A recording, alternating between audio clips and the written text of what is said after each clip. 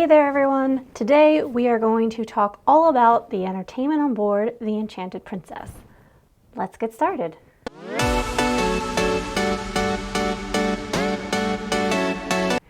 AJ here from Byte Size Cruises. Today I want to go a little more in depth and give my review and thoughts about the entertainment options aboard the Enchanted Princess.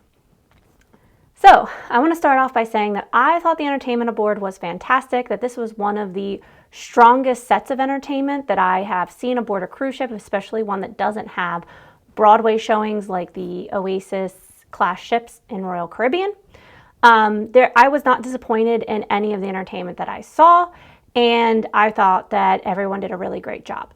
So for this review, we are going to be breaking it down into 4 parts. I'm going to go over the production shows, the guest performers, the live music, and then all of the activities put on by the cruise director team. So this is going to include your trivia, your game shows, karaoke, things like that. The one thing on here that I am not going to touch much on is the comedians, because I didn't go see any of the comedians.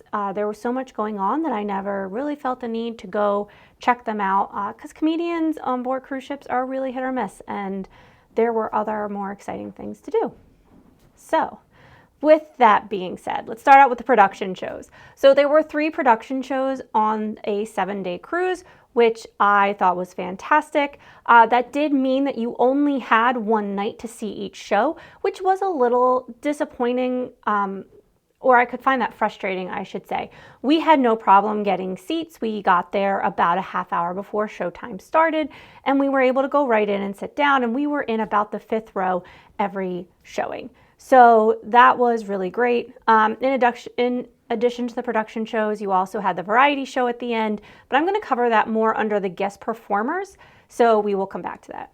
So the 3 production shows were the Spotlight Bar, the 5 Skies, and Rock Opera. So the Spotlight Bar and 5 Skies both had kind of a storyline to it, whereas Rock Opera was more of like a showcase production show with a lot of dancing. All of them were fantastic.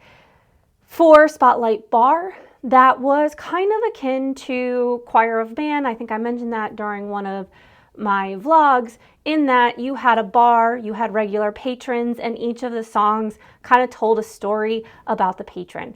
Some of the things that set it apart was there were no beers being handed out on stage, and that it was a mixed cast, so it was men and women, whereas Choir of Man is really all men.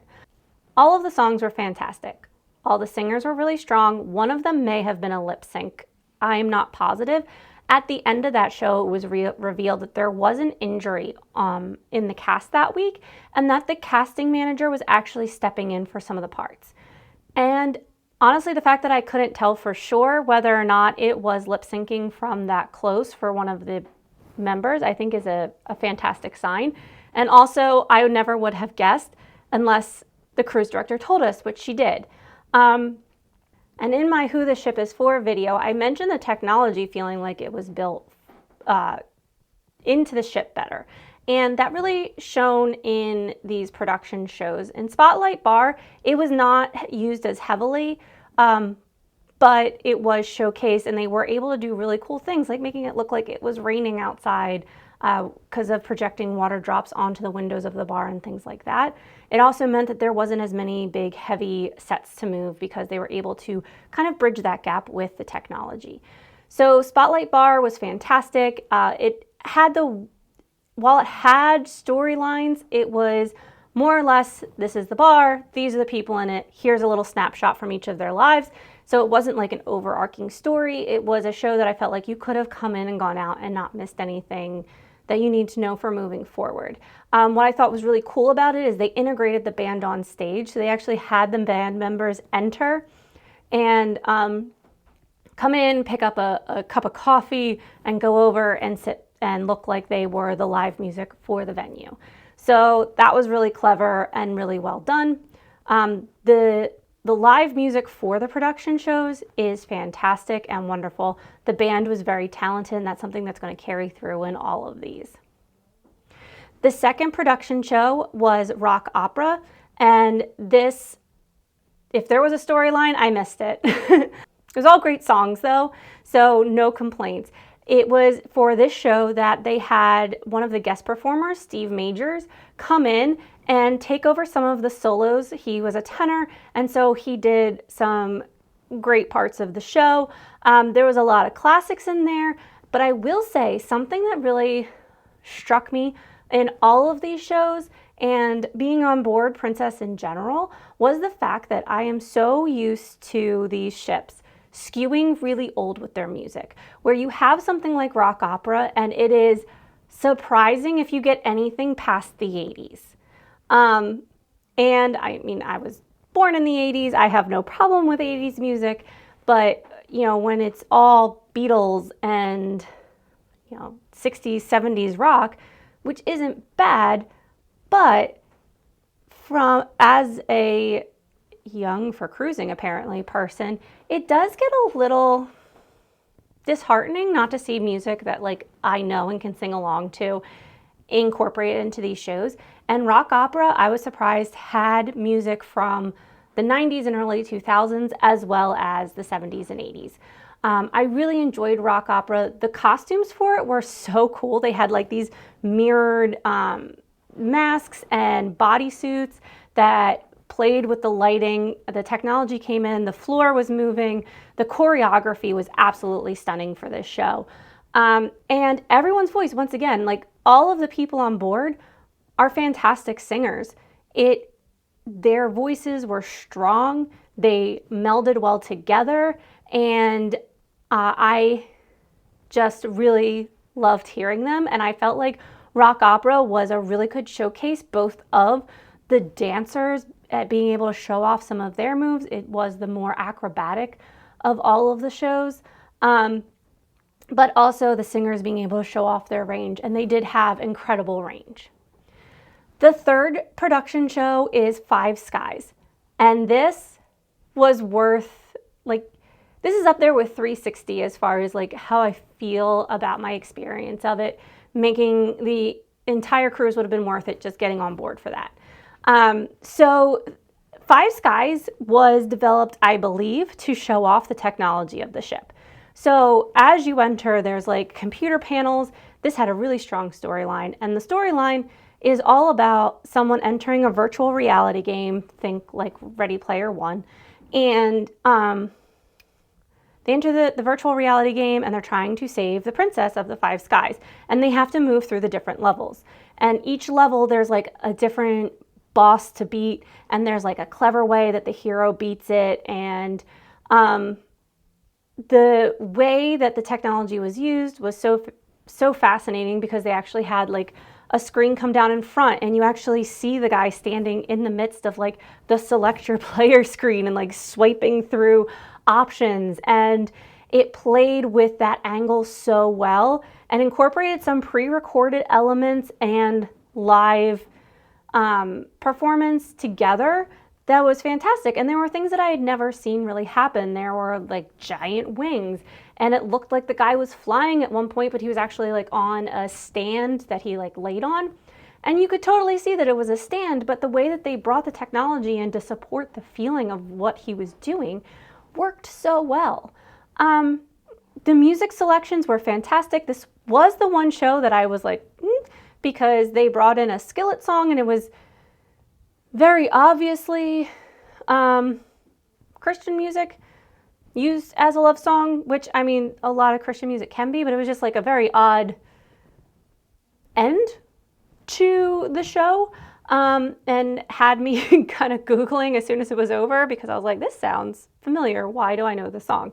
And it was because, you know, I had listened to Skillet in my youth, and it was one of theirs. So, but everybody did such a great job. And singing through all of the movement, all three of the production shows, there was a lot of dancing. Spotlight Bar, you had not just lifts, but you had men lifting other men to do like flips and things. And so like the dexterity and strength from the dancers was amazing. And that came out a lot in Five Skies as well, as they're doing fights and imitating a spaceship moving through an asteroid field. And it was goofy and fun and so well done. I do wish for all these production shows that I had more to show you as far as film goes, but unfortunately, due to copyright issues, we were asked not to film during that, and I am a rule follower. So definitely, if you are thinking about Enchanted Princess and you're worried about the entertainment, the production shows alone are worth it. Go see them. They were so well done. This cast was amazing. Next up, we're going to talk about our guest performers. So there were 2 guest performers on board. One was Steve Major and the other was Jen Maldonado. So Steve Majors I saw in Rock Opera. I did not go to his single show. That was the night that we had 360, and there wasn't a showing that worked with 360, so we were unable to go to his show. However, we did get to see him in the variety show as well as in Rock Opera, and he was really good. He kind of had a fun personality to him where that came out in the variety show where he was wearing a really brightly colored suit, and he just, was having fun with the audience, and he just seemed to really enjoy himself. His voice was really good. He honestly could probably do Broadway if he wanted to. No complaints, and yeah, that was awesome. And then Jen Maldonado, I touched on her briefly in one of my vlogs. She was amazing. It was funny, John and I were talking about it. She had been on his celebrity cruise as a guest performer, and she's just fantastic. She does a little bit of comedy mixed into her songs, but not in like I'm a comedian type way, but just keeping the show moving, keeping dialogue in between as the orchestra kind of changes over to the next song, gets their music together. She's keeping the show flowing, telling you anecdotes about her life, about the divas, because she did a tribute to divas. And every diva that she did a song for, it sounded like them. It wasn't that she was making those songs her own, which is what a lot of time happens with artists that cover other people's music. And I mean, there's a little bit of that just happens because you're not that person. But it really felt like she was trying to deliver a version that was true to what the diva had originally put together. Her voice was fantastic. I don't know why she isn't more famous, because she is such a strong singer and her voice is beautiful.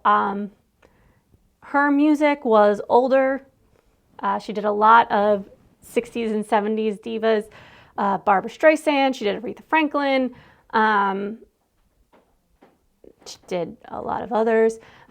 But, even though I wasn't as familiar with some of the songs and some of the music, I knew who everyone was and I had heard them sing before, and it really was an amazing show that she put together. And I was laughing and having a great time.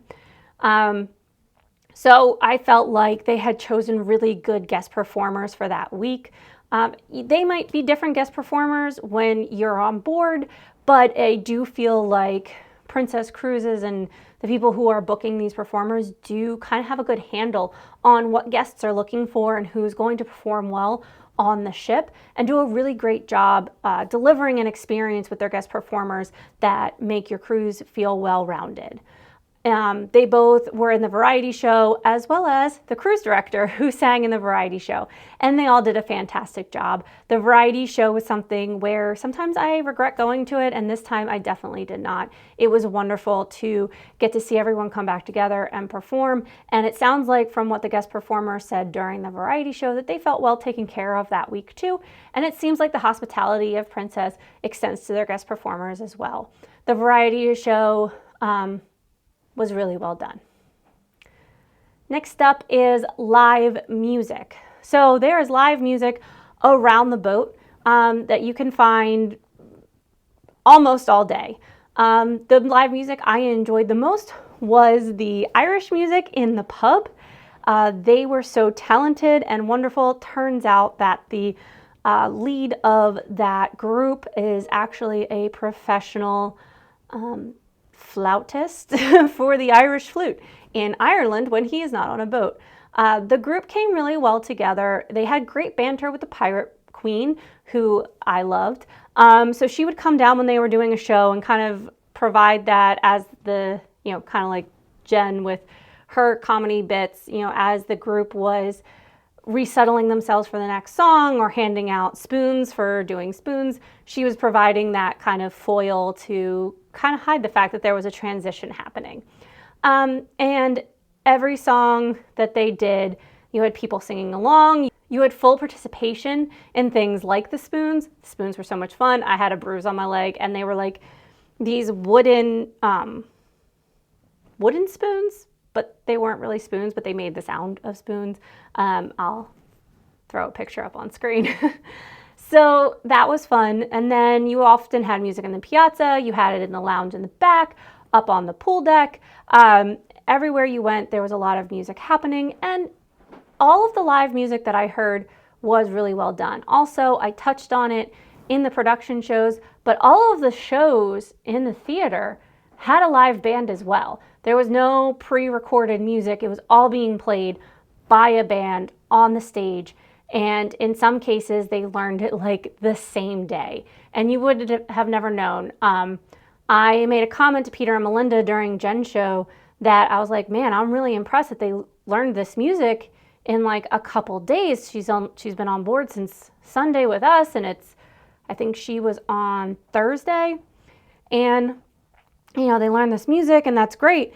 And then she comes out and she tells us that no, they had learned all that music that day. She had only gotten to practice with them that day. And I'm like, that is even more impressive. And that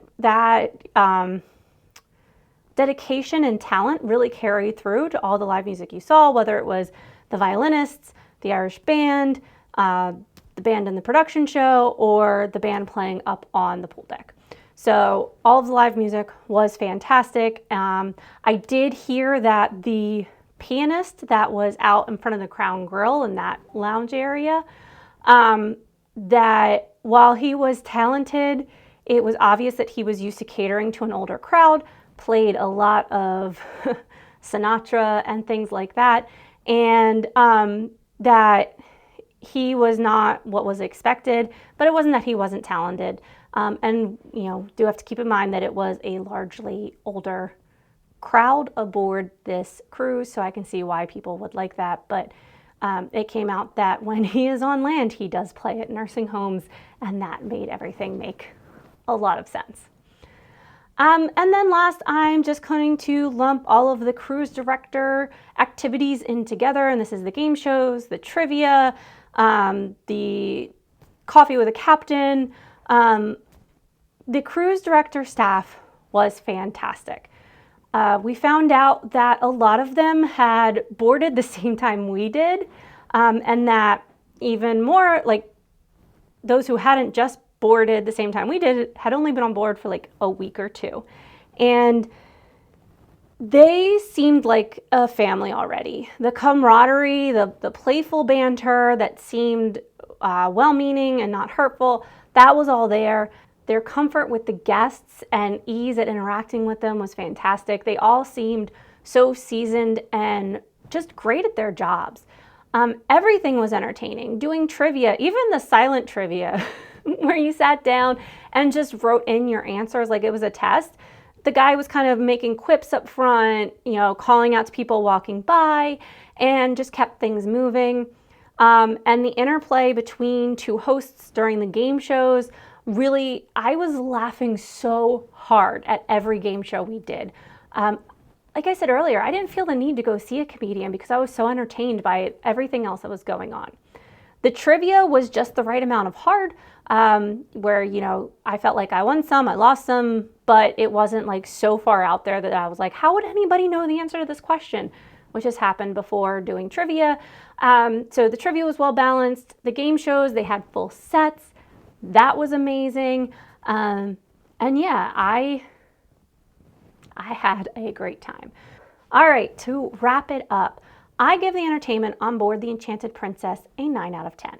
Now, it would have been a 10 out of 10. I sat here and scratched my head for a reason to not give it a 10 out of 10, to be perfectly honest, because a 10 out of 10, I feel like you have to have 0 complaints. And it came close. I did have one complaint, and I kind of touched on it earlier. For all of the shows, the production shows and the guest performers, there was only one night for each of those shows, and there was 2 showings each of those nights. That's a lot of different entertainment, and I'm glad that they were in the big venues.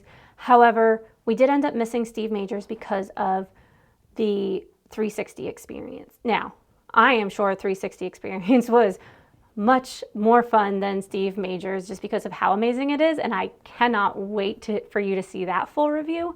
However, it would have still been nice to have been able to go and support him because, you know, sometimes those artists don't get enough love outside of the cruise ship. So it would have been nice to go see him, but that's really the only complaint. And I think that a third showing of some of them, or just spacing the showings out a little differently, maybe instead of 7:30 and 9:30, which was the pretty typical one, doing one at 5 and 7 and then 9. But I also don't know with voices that that's possible. So my only complaint, I don't even know if it's a fair complaint based on the constraints of it being real human beings performing these productions. And I don't think that I would have liked to see less shows. Maybe having 1 guest performer instead of 2, so that you do have the opportunity to see them, would have been lovely. I am glad that we didn't have 360 on the night that one of the production shows was happening, though. I would have been really disappointed to have met those. And maybe the answer is moving the 360 experience to being either early enough that you can make the second show of the night, or late enough that you can go to the first show. I don't know what the answer is with that, but that is my only complaint, and that is why it is a 9 out of 10. So that wraps it up. I hope you found this video useful, and if you are on the Enchanted Princess anytime soon, I would love to hear your thoughts. Do you agree? Do you disagree? As always, if you enjoyed this video or found it useful, or any of the videos on our channel, it would really help us out if you could please like and subscribe. That's what helps keep this channel going. As always, I hope you guys have a wonderful rest of your day. Thanks. Bye.